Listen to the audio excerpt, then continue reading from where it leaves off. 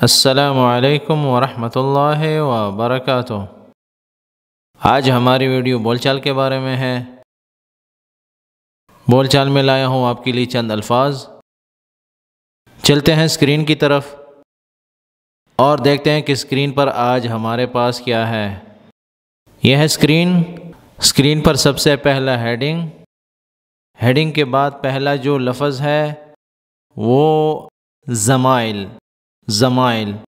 اب ضمائل کا مطلب کیا ہے یہ آپ نے بتانا ہے، کیونکہ پہلے جملوں میں میں نے اس طرح کے الفاظ بولے ہیں۔ یہ لفظ جو ہے یہ کون سے لفظ سے ملتا جلتا ہے اور اس کا مطلب کیا ہو سکتا ہے، یہ کومنٹس میں آپ سب نے جواب دینا ہے کہ اس کا مطلب کیا ہے۔ یہ جو جملہ ہے یا لفظ ہے یہ ایک بھائی کے کہنے پہ بنا رہا ہوں۔ انہوں نے کچھ الفاظ بھیجے تھے کومنٹس میں، تو انہوں نے پوچھا تھا کہ ہم عربی میں کیسے کہیں گے کہ میں اس کو نہیں چھیڑوں گا۔ اب چھیڑنے کے لیے تو بہت سے الفاظ آتے ہیں۔ سب سے پہلے ہم نے یہ سمجھنا ہے کہ چھیڑنا کس کو کہتے ہیں۔ اب چھیڑنے کے بہت سے معنی ہیں۔ مثال کے طور پر کچھ چھیڑنا ایسے ہوتا ہے جیسے جانور کو یا انسان کو ہم چھیڑتے ہیں تو وہ تنگ کرنے کے معنوں میں بھی آتے ہیں نا، کہ ہم تنگ کر رہے ہیں اس کو۔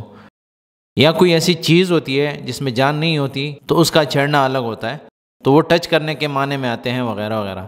تو اس کے لیے عربی میں مختلف الفاظ استعمال ہوتے ہیں۔ مثال کے طور پر اگر میں کہتا ہوں کہ میں اس کو دوبارہ نہیں چھیڑوں گا، یعنی اس کے ساتھ مذاق نہیں کروں گا، کیونکہ بعض دفعہ مذاق بھی جو ہوتا ہے وہ چھیڑنے کے معنوں میں آتا ہے، تو ہم کہیں گے ما بمزح معه، میں اس کو نہیں چھیڑوں گا، یعنی میں اس کے ساتھ مذاق نہیں کروں گا۔ اب مذاق یہ نہیں ہے کہ آپ کوئی لطیفہ سنا رہے ہیں یا کوئی مطلب جوک سنا رہے ہیں، بلکہ مذاق کا یہ مطلب بھی ہوتا ہے کہ آپ اس کو چھیڑ رہے ہیں، تو اس کے معنوں میں یہ لفظ استعمال ہوگا ما بمزح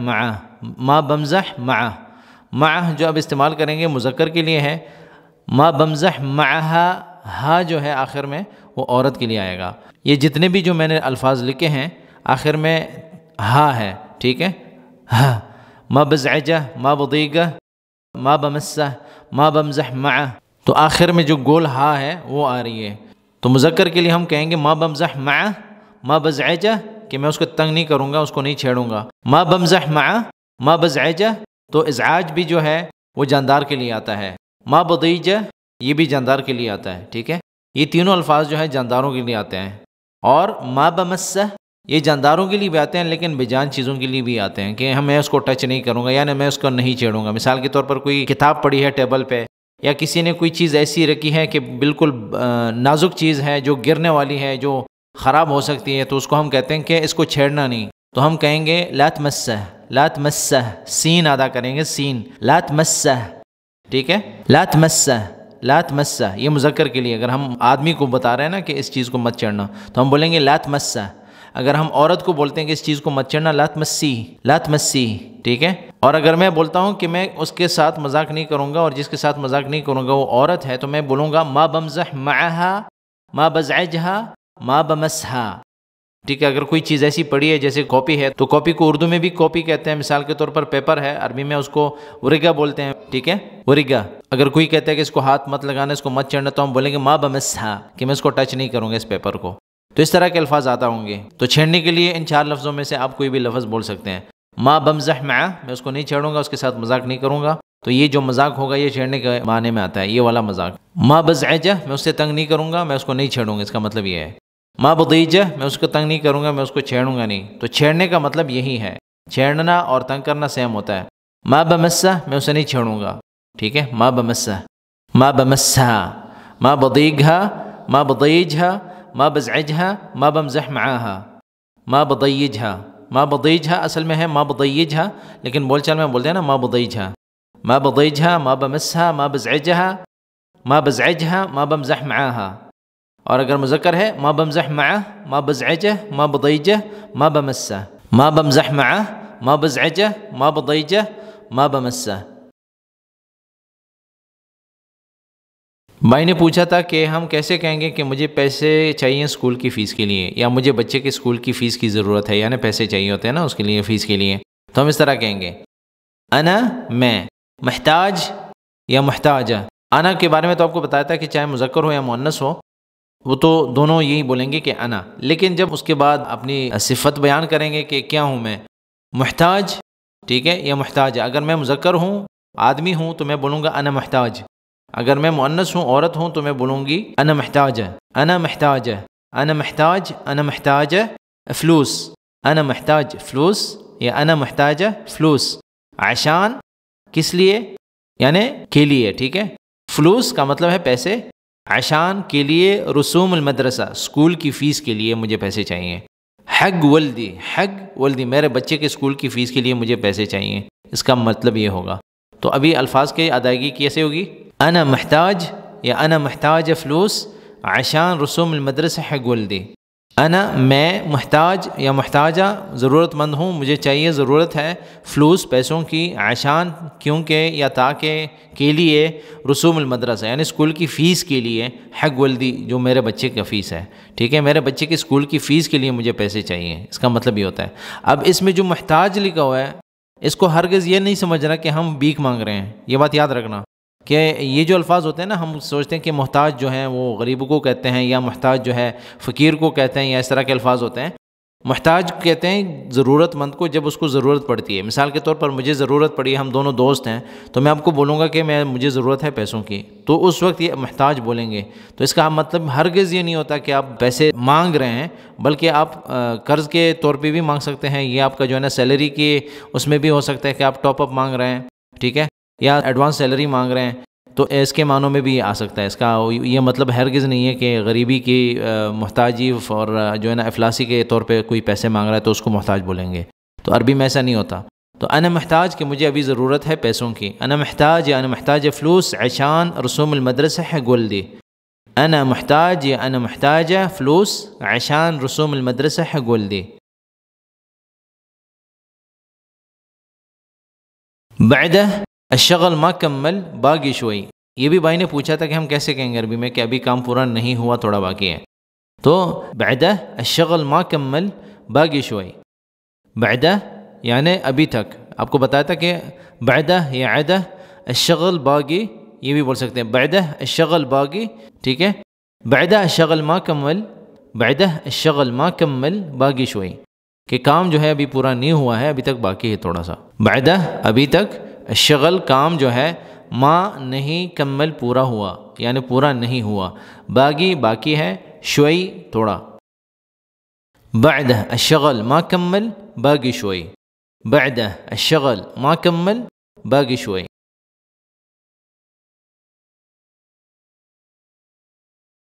رسام، نقاش، دہان، صباغ، عامل طلاء،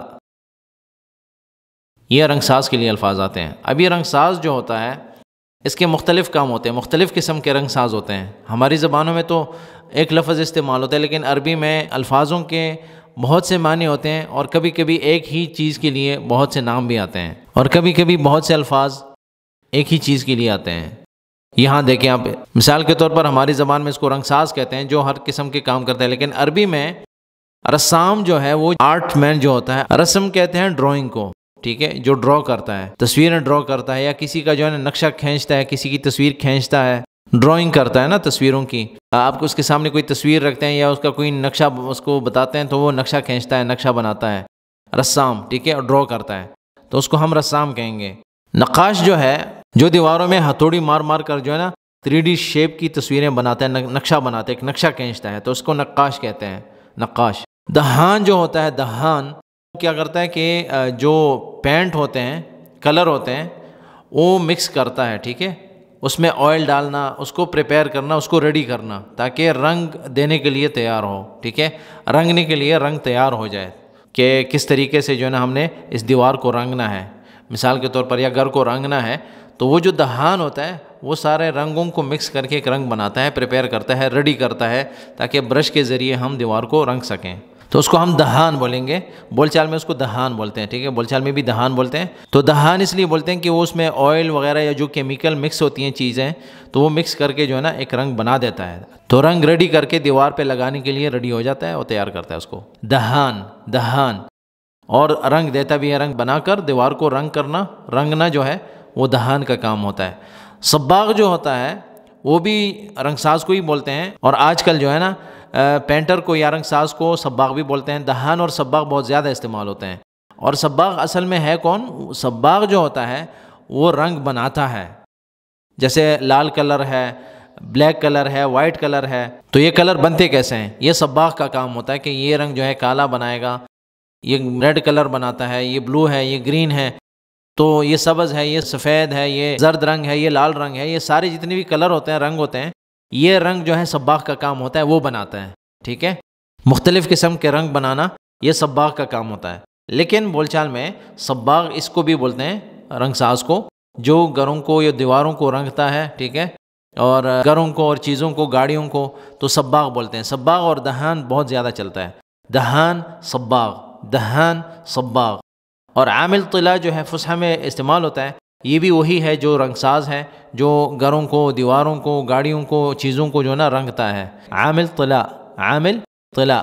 تو کبھی کبھی جو ہے نا مہنہ جب لکھتے ہیں ویزے میں یا اس کی جو ہے نا پاسپورٹ وغیرہ میں، عامل طلا کہتے ہیں، عامل طلا۔ تو وہ کمپنی میں جب آتا ہے تو وہ رسام بھی بن سکتا ہے، نقاش بھی بن سکتا ہے، دہان بھی بن سکتا ہے، صباغ بھی بن سکتا ہے، کمپنی کی مرضی ہوتی ہے جو پروفیشن اس کو دے دیں، جس پروفیشن پہ اس کو رکھیں۔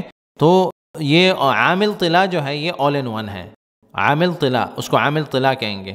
تو پھر کمپنی کی مرضی کسی اس میں سیکشن میں رکھا اس کو، چاہے وہ کلر بنانے کے اس میں رکھا، یا اس کو کلر تیار کرنے کے اس میں رکھا، یا اس کو نقشے بنانے کے سیکشن میں رکھا، تو کمپنی کی مرضی ہوتی ہے، لیکن یہ آل ان ون ہوگا، عامل طلا، عامل طلا۔ تو رنگ ساز کے لیے اس طرح کے الفاظ استعمال ہوں گے، رسام، نقاش، دہان، صباغ، عامل طلا، رسام، نقاش، دہان، صباغ، عامل طلا۔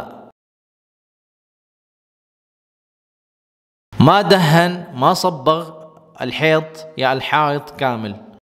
تو ابھی کیا تھا کہ جملہ پورا کیا تھا، پچھلا جملہ تھا کہ رنگ ساز نے دیوار کو پورا رنگ نہیں کیا، پورا جملہ یہ تھا۔ تو بھائی نے مجھ سے پوچھا تھا کہ ہم کیسے کہیں گے کہ رنگ ساز نے دیوار کو پورا رنگ نہیں کیا، تو ہم یہ کہیں گے الدہان یا الصباغ ما دہن ما صبغ الحیط یا الحائط کامل، ٹھیک ہے؟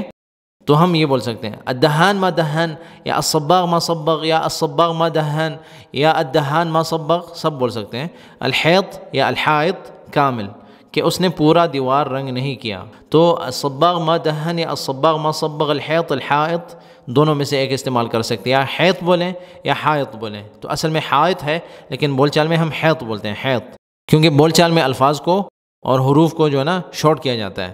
کچھ حروف ہوتے ہیں جن کو نکالا جاتا ہے، اس کو سائلنٹ کیا جاتا ہے یا اس کو غائب کیا جاتا ہے، تو الحیط سے الحیط بن گیا، ٹھیک ہے؟ الصباغ ما صبغ، الصباغ ما دہن الحیط، یا الصباغ ما صبغ الحیط، یا الدہان ما صبغ الحیط، یا الدہان ما دہن الحیط کامل۔ تو کامل جو ہے پورا کو کہتے ہیں، اور حیط جو ہے دیوار کو کہتے ہیں۔ الصباغ ما صبغ الحیط کامل، الصباغ ما صبغ کامل، الصباغ ما صبغ الحیط، ما سوہ کامل، ما سوہ کامل، یا ما صبغ کامل۔ تو ہم یہ مطلب جملوں کو آدھا آدھا کر کے بھی بول سکتے ہیں کہ آپ اپنی ضرورت کے الفاظ استعمال کریں، الدہان ما دہن الحیط کامل، یا الدہان ما صبغ الحیط کامل، یا الصباغ ما دہن الحیط کامل، یا الصباغ ما صبغ الحیط کامل۔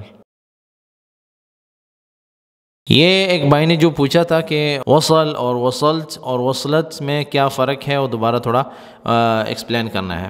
آپ دیکھیں کہ اوپر جو سب سے اوپر ہے عربی میں لکھا ہے، پھر اردو میں ہے، پھر سب سے نیچے انگلش میں جو میں نے لکھا ہے، تو انگلش میں جو بلو کلر سے لکھا ہے سب سے پہلا والا وصل، تو اوپر اردو میں بھی پہنچا لکھا ہوا ہے، پہنچا، اور عربی میں لکھا ہوا ہے وصل، وصل۔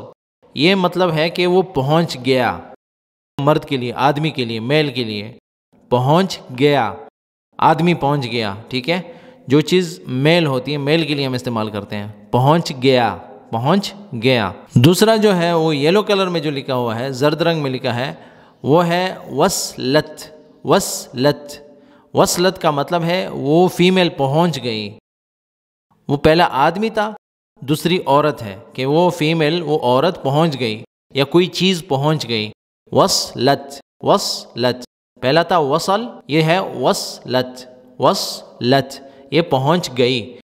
اور آخر میں جو ہے گرین کلر میں جو سبز رنگ میں ہے وہ ہے وصلت، وصلت۔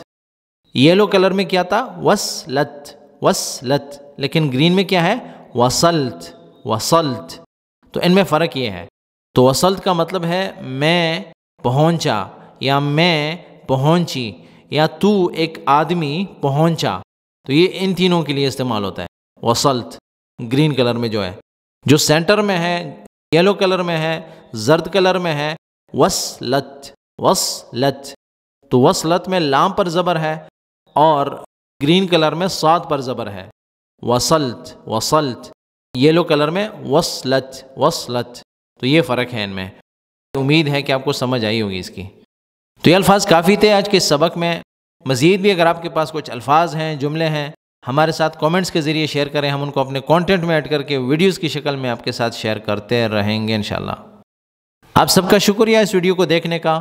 اس ویڈیو کو لائک کریں، میرے چینل کو سبسکرائب کریں اور بیل کا بٹن ضرور دبائیں تاکہ آپ کو نئی ویڈیوز کی اپڈیٹس ٹائم سے ملتے رہیں. دعاؤں میں یاد رکھیں. السلام علیکم ورحمۃ اللہ وبرکاتہ.